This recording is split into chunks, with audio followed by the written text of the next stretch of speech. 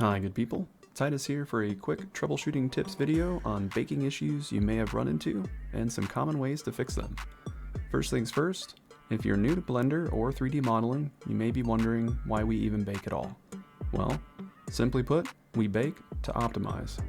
There is nothing stopping you from actually molding your 3D clay into the perfect asset and then exporting it directly into your game engine of choice. The problem comes with density or triangle count.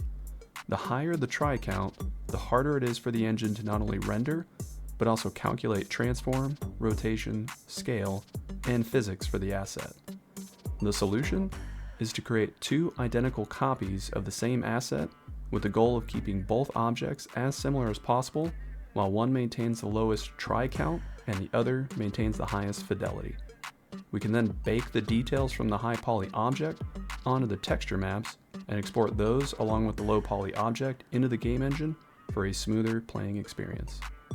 Alright, with that summary out of the way, let me show you a practical example and some baking issues you may run into and where you can look to maybe resolve them. Alright, so you'll notice I'm actually in Marmoset. So I do a lot of my baking in Marmoset, but you can actually do this. You might be using Substance or you might be using Blender directly. The troubleshooting tips are going to be the same, and a lot of these solutions that you'll have to do are actually going to be in your modeling software. So in this case, it would be Blender. But I got a imported object. So you can see this is the low poly. If I click the low poly icon, I can toggle it off, and I can click the H to bring in the high poly. And this is some of the extra detail that I'm going to try to bake onto a texture map and then put it on the low poly. It's nothing real special, but it does demonstrate some subsurf and hard surface modeling. And both techniques can actually run into or lead you down basically paths where you have some issues with the baking process. So let's go ahead and set this this up for the first bake, and we'll see some issues. I'm going to choose my output. I'm going to call this test1, set it to a PNG, and hit save. Set my samples to 16, and then I'm going to be working with a 4K texture, so I'll bump that up to 4096 by 4096. And I'm just going to do the normals, the OBJ, the curvature, and the ambient occlusion. But if you were doing a normal bake, you would also bake out the material ID because you were probably baking to also add color. And you generally use matte IDs to color ID tags, so you can drag and drop a like an instance or a material instance onto a part of your mesh. But I'll leave that clear for now, and then we'll come up here and hit the preview bake, and in a few minutes that should bake out and we'll see what we get. Alright, so we got our first bake here, and you can see there's a lot of issues with it. With this particular example, you'll notice the issues are actually primarily with the cutouts. And that's simply because if we hide the low poly and bring back the high poly has the cutouts, and basically I attempted to bake these cutouts onto the low poly, and the low poly did not have the cutouts at all. So you get a very dull or flat looking bake result. So it's not really usable. It looks pretty bad. So that might be one particular reason why your bakes are looking a little funky. It's just simply you have some Boolean cuts in there, and you just maybe need to make those same cuts on the actual lower end model, and then try the bake again. So let's go ahead and show you the second example. So I'll go to File, New Scene. Then I'm going to hit Bake. We'll do a quick load. We'll go to example number 2. And you'll notice in this low model, we actually have some cutouts. But you'll notice it looks like they didn't come out very well, even though on the actual Blender model, you'll notice that the cuts look just fine. And I'll maybe throw on some B-roll to actually show you what it looks like inside Blender. But when you go to, like, if you try to sculpt it, or if you bring it into an actual baker, you're gonna notice a lot of weirdness with the actual cutouts like this. So this is not going to bake well, but I will show you what it looks like anyways. So let's go set up our bake. Same thing as before. I'm going to set a PNG, call it test2, sample 16, 4K texture, do all the maps except my mat ID, and then preview. And then a few minutes, we'll be back. All right, we're back. So we got our bake, and as I suspected, it looks like it's gone awry and it looks very weird. The circles didn't seem to carry through correctly, and there is two reasons. In this particular instance, with my model, there's two reasons why this looks the way it does. The first reason is because there's no junction cuts around the Boolean objects. So typically if you make like a, maybe if I could switch cameras here. There we go. If you make a, like a union or Boolean cut or a slice and it creates like a circle, you generally want to hook up junction connections around the circle so it maintains its shape and it doesn't deform. I'll try to add some B-roll here to actually show you what I mean. But essentially, if you only have like, typically when you do a cut, it'll automatically put in just two junctions around the circle.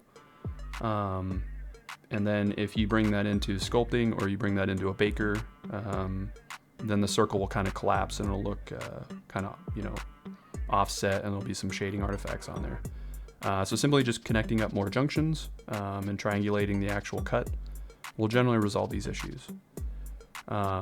The second issue you'll see here is going to be related to the UV unwrapping process and the maps. This model was not actually UV unwrapped, which means it was left at the default. So if you model the object and you never bother to take the low poly into the UV editing sequence tab and then actually set up a proper unwrap, whether that's through the UV Smart Project or if you're manually adding seams and doing it, then you can expect this type of result. So it's always good, never skip the UV process. It is, I think it's pretty much mandatory. I don't think you can get around it. There are some add-ons and like shortcuts to make the process quicker. But with UV unwrapping, the more time you spend in it, the better the final result. So it's a good technique to learn, but I can tell you from experience, I definitely don't like doing it. So I think there's probably a lot of that sentiment out there. And then I'll try to add some B-roll footage too, so you guys can see exactly what I meant with that. All right, but let's go ahead and show you the next bake here. So we'll go File, New, set up a bake, we'll do a load, and we'll do number 3. All right. Now, same as before, this one should have the UVs unwrapped, but we still have an issue where the circles haven't been junctioned out, so that's likely not going to bake correctly. But let's actually see what it looks like. So we'll go ahead and set this to PNG, call it test3, bump to 4K, bake out, and we'll give that a few minutes, and I'll be right back. All right, and our bake is complete. So we can see here, it looks better than the previous one, but there's still some issues with it. We can see right around this cut,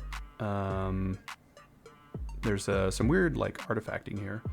And we also see that around this cut here, along with this cut, and some of the circles of course are kind of collapsed and they have some weird shading on it. That's again because they weren't junctioned up. And then the cut right here has some weird artifacting around the edges. So there's a couple different issues here going on. The main one is there's some UV stretching going on here, especially in this case right down here. So even if you unwrap an object, you can still have parts of the unwrap where they're not completely, I guess, unwrapped properly. I guess is the best way to describe it. There's a view in Blender that will allow you to actually show stretching.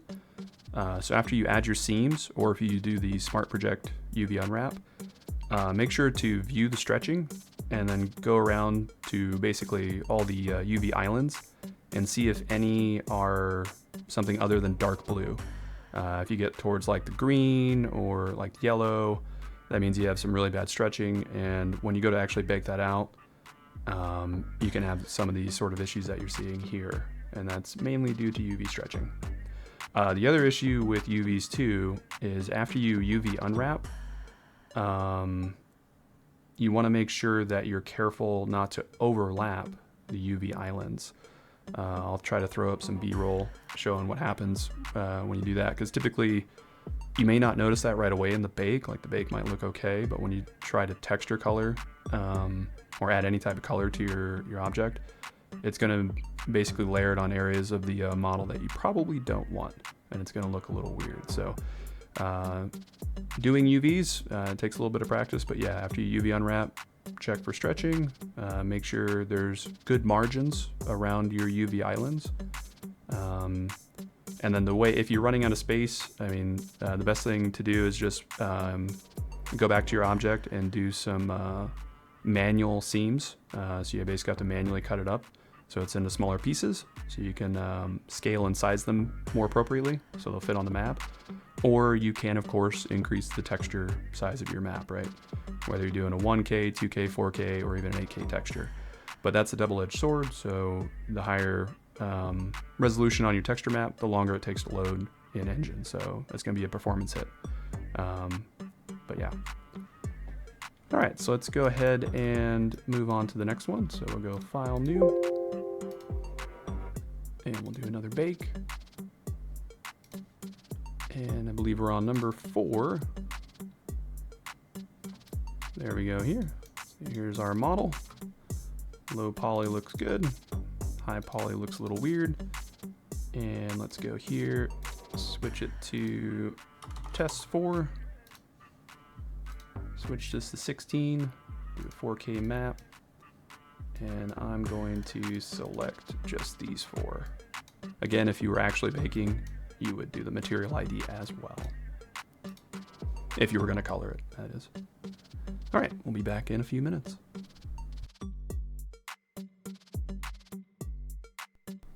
All right, and we're back.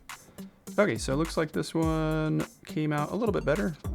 You can see the circles look pretty good. It looks like they've been properly junctured. But we get some weird artifacting around some of the Boolean cuts and really bad artifacting around here. And what's going on here is another common mistake that can happen is you possibly may have exported extra objects during your baking process. So if we layer on the high poly, you guys can see what's going on. This model was exported with the Boolean cut objects. So in case you're unaware, in Blender you can use another shape to do a cut out of an existing shape. So you're basically using shapes to cut into other shapes, and that's kind of like part of hard surface modeling in general. And if you're not careful when you're adding the high poly and the low poly during the export, you may accidentally select some of these Boolean operations or maybe just other objects in your scene that you may have missed, and they can cause a lot of weird shading issues. I'll maybe throw up some B-roll just to show you kind of like the export process. Generally, Blender has the ability to actually export selected objects. So just, select what you want and then just export only selected. Unless you're working directly in Blender too, because then it's not too bad because you're using the actual engine there too. But something to look out for. But all right, let's move on. For the last one here too, I want to talk about a lot of these artifacts here. Some of them are certainly due to the fact that we have extra objects, but a lot of these were actually shown in the previous ones as well. The other common issue is improper edge flow. So I'll put up some B-roll showing what I mean by edge flow, but essentially you want to make sure that if you're following a vertex along its set path from one side of the object to the other, as long as it travels one way, it can continue forward all the way through and reach the other endpoint without having to do a complete 180 and go back the way it came. then you typically have good edge flow.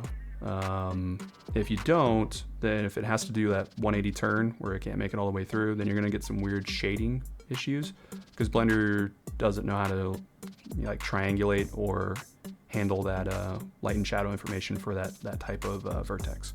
So that's where you can get a lot of these issues.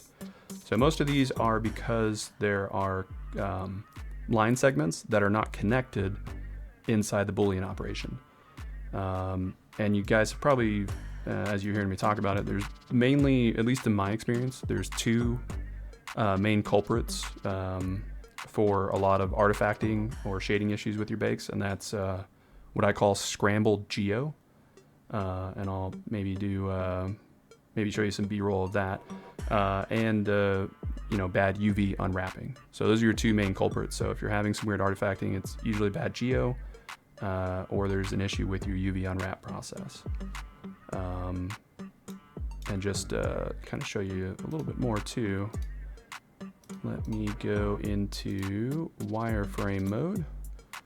So you can see like the low poly object, it's pretty dense. It's probably more dense than it needs to be, but compared to the high poly, this is why you don't want this in your game engine, because it's going to slow you down try to handle all the the calculations for that geo. It's going to be taxing on the engine.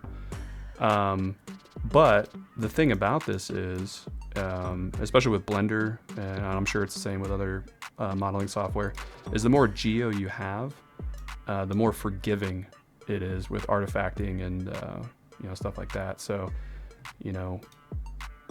just because if you're having an issue like with a bake, you can see that any sort of little minor thing with one particular vertex here or there is going to actually show up, because it's not as dense. There's a lot more opportunity for those flaws to basically show through. So that's why you gotta be a little bit careful. But let's go ahead and look at the final bake.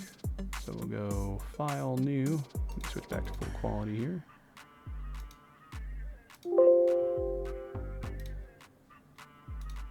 And we'll do a quick load. All right, so there's the low poly there. High poly looks the same. And we'll set this to test 5. 16, 4K texture. Bake out those maps. And see you in a few minutes here.